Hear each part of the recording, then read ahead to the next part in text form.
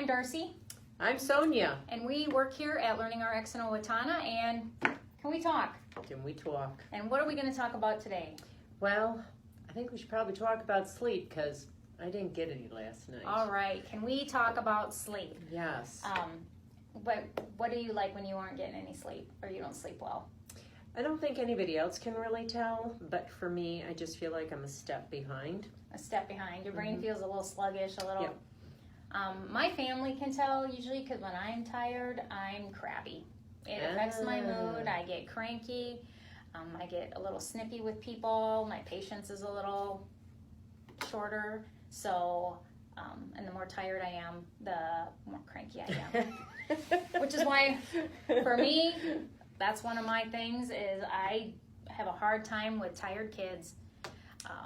Oh my. Can we talk About the kids that are tired? Yes. Woo! When they are tired, they are cranky. Yes. They are a step behind. They can be very whiny. Oh yeah. I always was pretty rigid on bedtimes with my kids. Even to this day, they have pretty regular bedtimes. It's interesting is most people don't realize is that teenagers need about the same amount of sleep as kids needed when they were toddlers. Right. So your teenagers should be getting about 12 hours of sleep at night, and we know that's not happening. And with all their activities and everything else, a lot of kids, 5 and 6 year olds, 4-year-olds that follow their siblings to soccer games and hockey games aren't getting to bed until 10 o'clock and then up at 6 in the morning to get ready to go to daycare so mom and dad can go to work. Right. And in this technology, and with all of our technology, it's kind of hard to take that away. And, my daughter likes to listen to music. Well, sometimes listening to music is like, ooh, I forgot about that YouTube video, and now we're looking at videos, and I can hear music in her room, and I'm going to sleep. And I know that you have put in some really good rules of like no time, and that probably is going to help keep them more focused on their sleep. We try the no phones from 7 to 9. Doesn't always work out that way, and if we're not home, that rule doesn't really seem to apply. If you're out with your friends, then you still get to be on your phone. But yeah, that's one thing I always say. That's one thing I got from my mom was I just don't like tired kids, and most of the time it can be completely preventable. It's on the adults, making sure that they have a routine, a consistent bedtime, a consistent morning time, and getting as much sleep as they can, because it only takes a little, what did I read one time? It was like an hour a day of lost sleep, and by the end of the week, you've lost a whole night's sleep.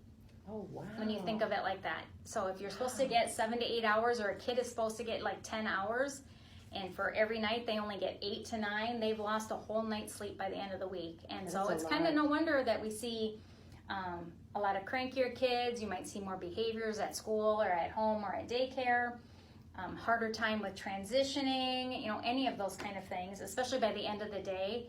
And so it's really important to make sure that you get sleep and your kids get sleep. Right, and it's not even like we can say, well, in the summer they don't really need it.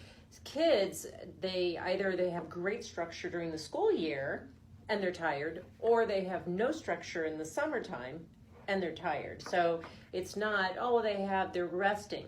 Unfortunately, they're really not. For some, not having any structure can be more stressful than being in school with great structure. And so they're going to be even more tired in the summer and exhibit some of those behaviors that we see. And even just shifting the bedtime might be what you need in the summer. So yes, mine don't have as early a bedtime in the summer because they sleep in a little later, but it's still, we're shooting for that the 9 to 10 hours and trying to be as consistent every night. But obviously on things like 4th of July or when you're on vacation, they're not, getting to bed at, 10:30 like you'd like. And I can tell you just one day of that with my kids, and I can see it. I can totally see them struggling because they're tired. Yeah. And the looks, and we see it all the time here, the circles under the eyes, gets them really hard to focus when they are sleep deprived. They usually can tell you, I didn't sleep well last night, we got home late last night, and they just aren't as motivated, kind of get upset a lot easier, give up a lot easier. Oh, that's the hardest part, is that giving up. And you got to think about when they're in school, that's just really, it's not even just you've lost a night of sleep, you've kind of lost a day. Yep.